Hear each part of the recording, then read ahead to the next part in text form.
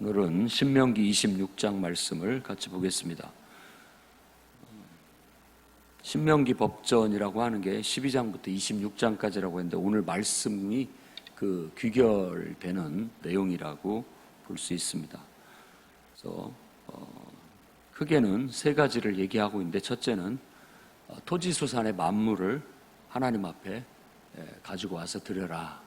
그것도 바로 택하신 곳, 하나님께서 자기 이름을 두시려고 택하신 곳, 세겜에 있는 성소 혹은 예루살렘 성전, 이제 오늘날 우리에게 있어서는 우리가 소속된 교회, 내가 등록한 교회, 내가 몸을 둔 교회, 그리스도의 지체로 가입한 교회라고 할 수 있겠습니다.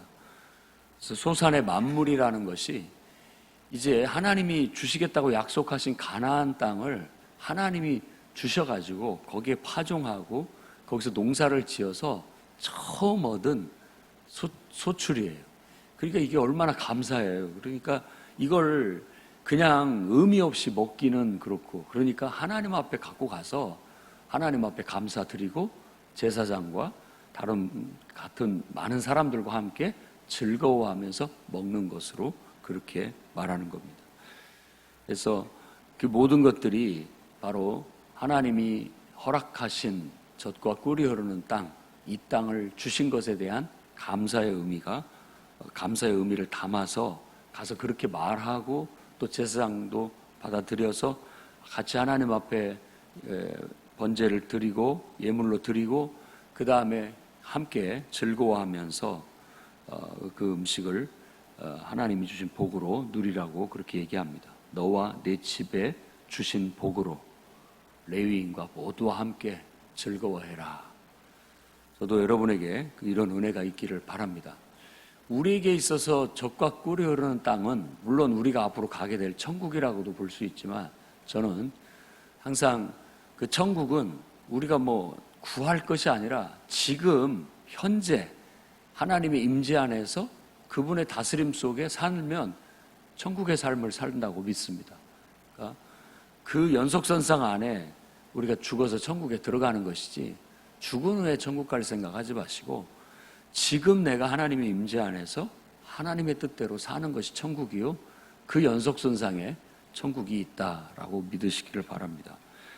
젖과 꿀이 흐르는 땅은 하나님이 약속으로 주신 땅이니까 우리에게 있어서는, 저는 이 젖과 꿀이 흐르는 땅을 내게 허락하신 인생, 내게 허락하신 생명, 삶, 그걸로 생각할 수 있기를 바랍니다.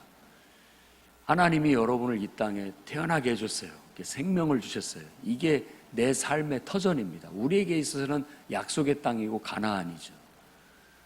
그 땅에 하나님께서 젖과 꿀이 흐르는 땅을 주셨다라는 건 나름대로 인생을 복 주셨어요. 그래서 그 안에서 하나님의 은혜를 받고 하나님의 축복을 받아서 무한한 가능성을 가지고 정말 하나님의 주신 능력을 발휘하면서 살아가는 인생이야말로, 여러분 각자에게 주신 인생이야말로 젖과 꿀이 흐르는 삶이라는 거 잊지 않아야 되겠습니다. 그래서 그 삶에서 내가 하나님이 주신 능력으로, 하나님이 주신 삶에서 뭔가를 얻었다면 이건 내가 잘해서 얻었다가 아니라 하나님이 주신 이 선물을, 하나님이 주신 이 축복을 하나님께 먼저 감사할 수 있는 그런 태도를 가질 수 있기를 바랍니다. 그래서 성경의 사상은 항상 처음 것은 하나님의 것입니다. 처음 것이라는 건 첫 번째 얻은 소중한 것이라는 의미를 갖고 있고, 처음 것이라는 건 가장 좋은 것이라는 그런 의미를 갖고 있어요.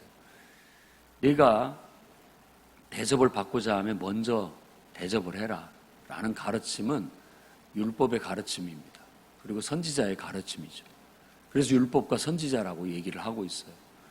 내가 하나님 앞에 가장 먼저, 가장 좋은 것으로 그분에게 감사하고 그분을 생각할 수 있다면 하나님도 나한테 그렇게 하신다라는 거예요.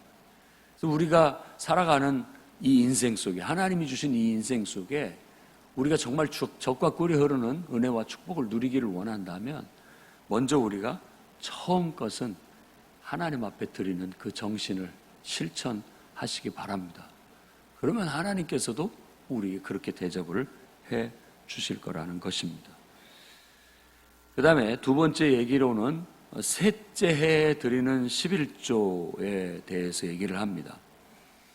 그래서 소산의 11조를 내기를 마친 후에 레위인과 객과 고아와 과부에게 그것들을 나누어 주고 성읍 안에서 먹고 배부르게 하라라고 얘기합니다. 율법의 정신이 항상 어떤 취약계층 그리고 가난한 사람들에 대한 배려가 담겨져 있어요. 매년 11조를 드리는데 중앙 성소에 드립니다. 그럼 그런 것들로 인해서 레위인들이 이제 생활을 하게 될 뿐만 아니라 1년에 3차례 모이는 3대 절기에 백성들과 함께 그걸 먹고 같이 즐길 수 있도록 그 배려를 하게 되는 겁니다. 그러니까 공동 식사에 쓰여지게 되는 거죠. 공동 식사. 하나님 앞에 성회로 모였을 때 그 기쁨과 은혜를 함께 나눌 때 그것들이 활용이 되곤 했습니다. 근데 셋째 해에는 좀 달라요. 셋째 해에는 이것을 각 그 지파에 있는 지역에 있는 레위인들에게 그것들을 배분을 하게 되고 거기에서 객 그리고 고아, 과부들 이런 사람들을 취약계층들을 모아서 그 사람들에게 그것들을 또한 나눠주게 함으로써 어려운 사람들이 3년에 한 번, 그러니까 2번에 걸쳐서죠. 7년째는 안식년이기 때문에 들어오는 게 없습니다. 그런데 3년 단위로 2번에 걸쳐서 큰 주기로는 7년 주기로 해가지고 이와 같이 지역에 있는 고아와 과부들에게도 골고루 이런 것들이 나눠지게 하는 하나의 복지 시스템이라고 복지 제도라고 할 수 있을 겁니다. 그러니까 하나님께서 명령하신 대로 바로 그 땅에서 살면 그 땅에 하나님이 복을 내려주실 것이다 라는 거예요. 그러니까 너무 우리가 움켜쥐려고 한다고 해서 복 받고 사는 것이 아니고 정말 여러분은 여러분 자신을 위해서 또 하나님의 영광을 위해서 특히 우리는 하나님의 영광을 위해서 성실히 최선을 다해서 부지런하게 살아가야 됩니다. 그래서 내 손으로 힘쓰고 땀 흘려 노력하는 만큼의 하나님께서 뿌린 대로 거두게 하시고 그런 것들을 거두게 하시는 것이 얼마나 감사한지 아무리 노력하고 수고해도 거두지 못하는 사람도 있는데 하나님께서 내게 뭔가를 주셨다면 그 처음 것은 하나님 앞에 드리고 또 그 모든 것의 10분의 1은 내 것이 아니라 하나님의 것이다라고 그렇게 여겨 애시당초부터 욕심 부리지 않고 그것 자체를 그저 하나님 앞에 기쁜 마음으로 전부를 드려야 하는데도 불구하고 하나님 10분의 1만 드림으로써 그 모든 것을 하나님 앞에 드린다는 마음으로 드리게 되면 그것들로 인하여 하나님은 하나님 나름대로 하나님의 일을 위해 하나님의 역사를 위해 하나님의 뜻을 위해 그것들이 골고루 쓰여지게 되니 이 모든 것들이 바로 그런 정신하에 살아갈 때 공동체가 다 복을 받고 모두가 가난한 사람 없이 행복하게 살아갈 수 있다라고 봅니다. 저는 여러분의 인생에 적과 꿀이 흐르는 그런 인생이 되기를 바랍니다. 그렇다면 그러기를 원한다면 그런 복된 인생이 되기를 원한다면 오늘 말씀의 가르침을 귀담아 듣고 실천해 보시기 바랍니다. 여러분이 헤아리는 그 헤아림으로 하나님께서 여러분에게 헤아려 주실 거예요. 아니 후히 주시고 누르고 더 풍성하게 갑절로 그 이상으로 하나님이 채워 주실 겁니다. 그런 은혜가 여러분의 사는 날 동안에 항상 흘러 넘치기를 바랍니다. 그 다음에 세 번째 얘기는 이제 하나님 앞에 이스라엘 백성이 하나님만을 인정하고 그 도를 행하고 그의 규례와 명령과 법도를 지키며 그분의 소리만을 듣고 순종하겠다라고 확언했다고 했는데 이 확언이라는 게 약속했다라는 뜻입니다. 하나님 앞에 그렇게 하겠습니다 라고 고백했고 선언했고 그렇게 살기로 하나님 앞에 약속한 것. 그러면 하나님께서도 똑같이 약속을 우리에게 확언을 해주십니다. 오늘 너를 보배로운 백성이 되게 하겠다. 그리고 지으신 모든 민족 위에 뛰어나게 하시겠다. 그리고 찬송과 영광으로 삼겠다. 하나님의 성민이 되게 하겠다라고 하나님께서도 우리에게 약속하신 거죠. 그러니까 내가 하나님 앞에 하는 만큼 하나님도 나에게 해요. 하나님이 내게 해주시는 만큼 나도 하나님 앞에 하게 되는 그런 상호 의존적인 아주 친밀한 관계, 이런 겁니다.